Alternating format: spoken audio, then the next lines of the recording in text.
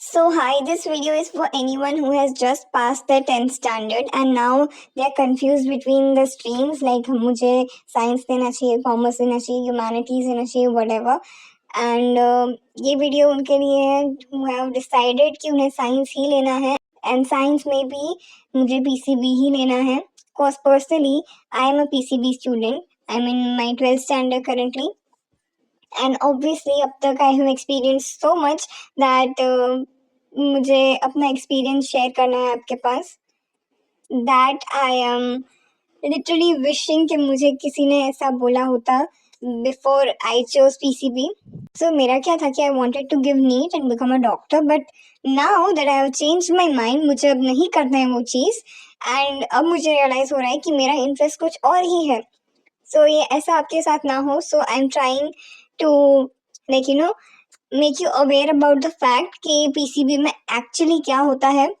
If you are preparing for competitive exams like NEET, तो actually कैसे जाते हैं आपके ये 2 साल फ्रॉम 11 to 12 एंड फिर बाद में NEET and then if you pass the exam फिर आपकी सीट मिलती है and stuff. So directly starting from the point कि तुमने पीसीबी ले लिया, नाउ 11th में आके you will find some coaching, वो ज्वाइन करोगे आप वो इंस्टीट्यूट को एंड देन तुम उनका फॉलो करोगे, वहाँ से पढ़ोगे. तो आपके पास पहले 2 ऑप्शंस आएंगे.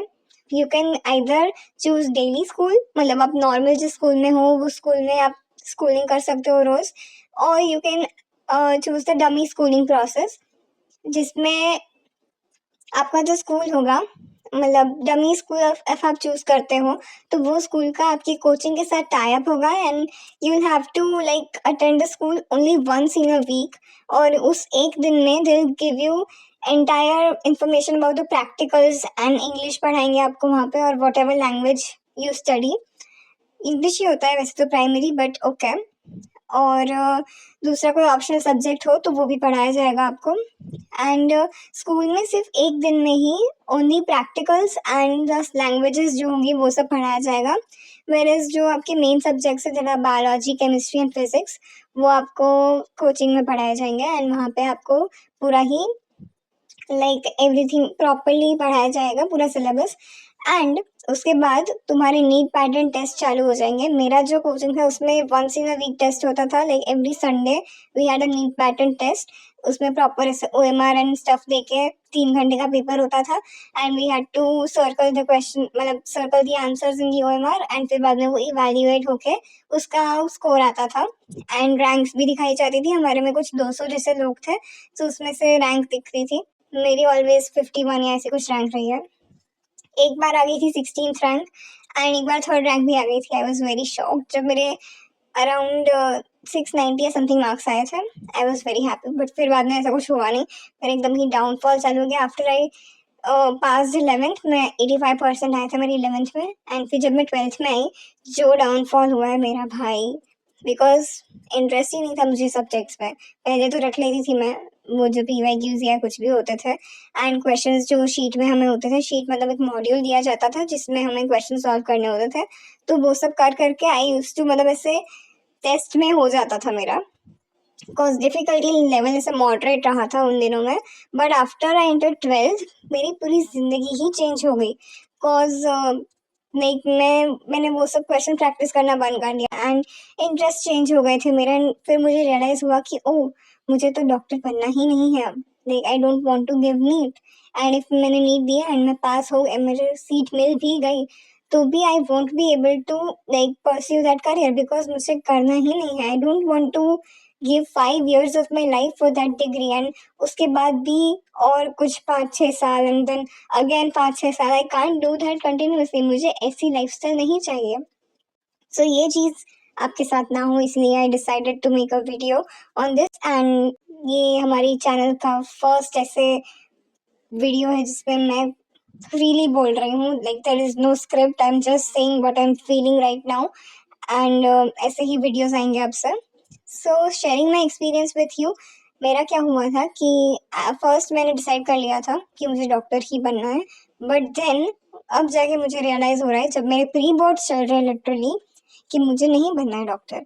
सो right now my main goal is to pass 12th boards with flying colors. Leaving that aside, so PCB में I hated chemistry, literally hated it from the core of my heart. Organic chemistry especially. Inorganic तो बात ही नहीं करनी है. It's literally just facts and उसमें पूरी चीज़ें everything is assumptions and आधी चीज़ें तो proof भी नहीं हुई हैं and like गलत चीज़ें पढ़ाई जा रही है. Not गलत in the sense कि ethically गलत but factually incorrect. Like incorrect तो क्या पता ही नहीं है कि वो चीज़ है क्या. It's just the worst subject to ever exist and organic chemistry is like a subject जो तुम्हें रटना है and उसमें कुछ समझने जैसा है भी नहीं and सिर्फ experiments perform करने में मज़ा आता है whereas theory of organic chemistry is the worst. Physical chemistry अभी भी tolerate होता है cause it's little logical whereas organic and inorganic तो ऐसे फेंक दो डब्बे में कचरे में. This is my personal opinion. मेरा पर्सनल ओपिनियन है ये चीज़ and don't take it personally. Offend मत हो जाना जिसे केमिस्ट्री पसंद हो वो लोग.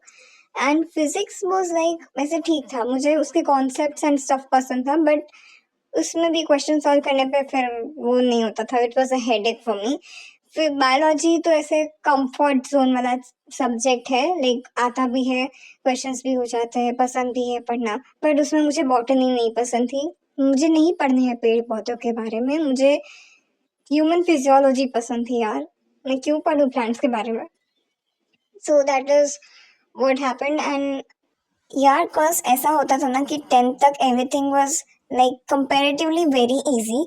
इफ तुम 10th का ऑर्गेनिक केमिस्ट्री एंड 11th का कंपेयर कर रहे हो देन इट्स वे मतलब ऐसे बहुत ही इलॉजिकल चीज़ कर रहे हो तुम. कॉज 11th में you have to study literally इतना सारा डिटेल में जनरल ऑर्गेनिक केमिस्ट्री, फिर उसके फैक्ट, उसके प्रिंसिपल्स, उसके मैकेनिज्म्स, एवरीथिंग बहुत बहुत सारा डीप में पढ़ना पड़ेगा. मेरे 10th में only one chapter I remember, सिर्फ कार्बन एंड कंपाउंड वाला जो 4th चैप्टर था जो स्किप कर देते थे ऑप्शन के लिए, वो वाला चैप्टर सिर्फ वही ऑर्गेनिक केमिस्ट्री का था एंड वो भी इतना बेसिक था कि लाइक इट वाज, अगर उस टाइम पे कर लिया होता ना तो इतना हार्ड नहीं था जो मैंने छोड़ दिया था 10th में. जस्ट इमेजिन इफ तुम वो नहीं कर पा रहे हो 10th में, कार्बन एंड कंपाउंड नहीं कर पा रहे हो, 11th में क्या कर रहे हो. एंड फिर 12th में तो organic is the major part of chemistry पूरा as a subject.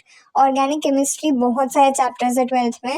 So okay enough, I am not trying to scare you कि मत लो, ऐसा नहीं बोल रही हूँ मैं कि you should not take PCB और स्टफ. इफ आपका इंटरेस्ट है तो please pursue your like career and तुम खुद की सुनो, आपका मन जो कहता है वो करो. But first before choosing it and before committing please go through the entire thing that you have to study in 2 years. You should be confident about your decision कि तुमने PCB लिया है and you are committed to it forever. So I am just saying कि तुम ये लेने से पहले इफ आपके पहचान में कोई है जिसने PCB लिया हो, उनकी बुक्स लेके एक बार देखो. वो बुक्स के पेजेस ऐसे टर्न करो and just read things and just imagine you reading that for 2 years straight.